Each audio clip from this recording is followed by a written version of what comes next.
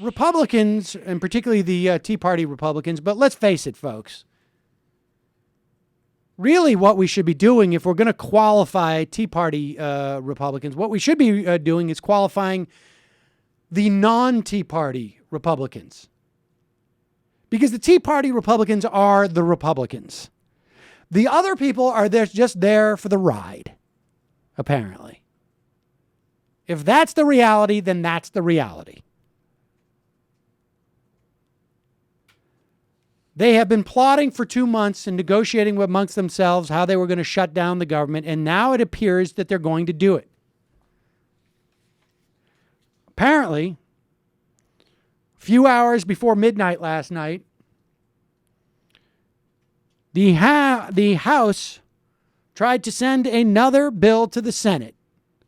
This time, I guess, delaying Obamacare by a year, literally 12 hours before.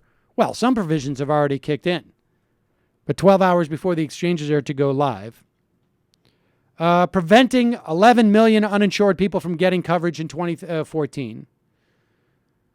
Raising premiums for those who buy it on the individual market to the extent that they can actually buy it.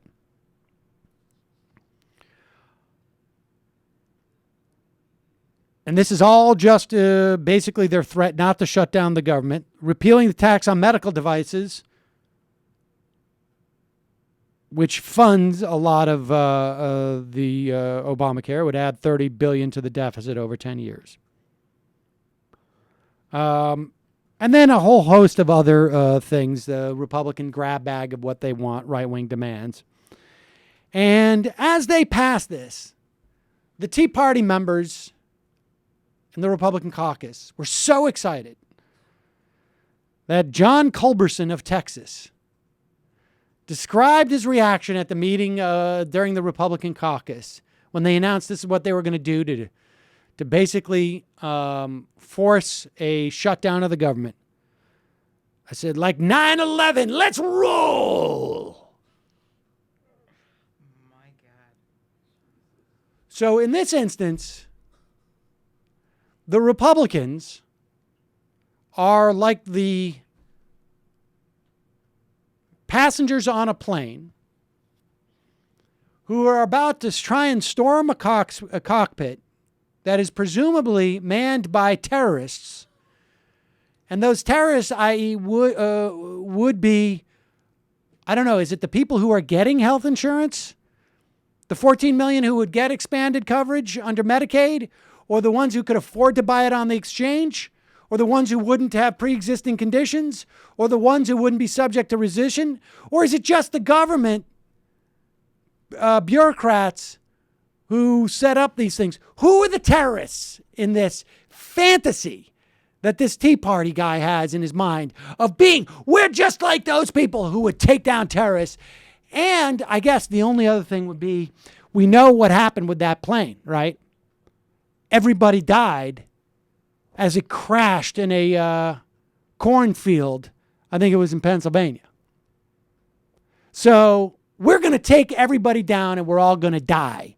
Instead of letting the terrorists who would provide health care win, I guess, is the agenda, right? Because they were killing everybody on board so that plane would presumably not fly into the Pentagon or into the White House.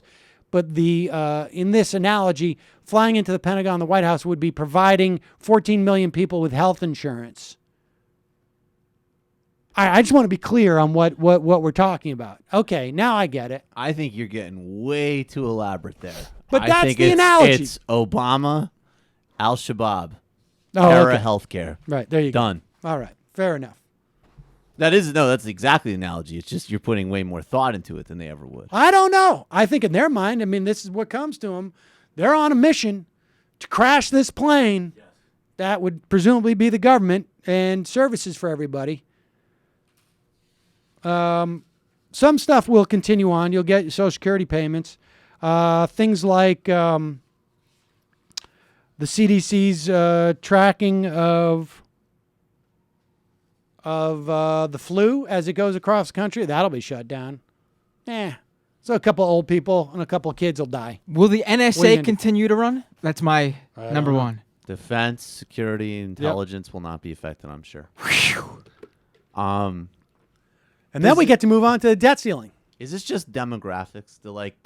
Does just do Demographics. these, I mean, like over the next decade or so, because right now we've talked about how there Census, is no incentive. census and redistricting and demographics. Yeah, because there's zero incentive because they're operating like, what did we say this morning? It's like some small European coalition party. Or That's something right. That represents one tiny fraction. This is them embracing the notion that we are now a regional party, and we can stick something into the eye of the whole country, and we can't be unseated. And there's no like, oh, this isn't in your long-term best interest, and this is going to really hurt your poll. None of that. No. That's all completely irrelevant to figuring out what they're doing.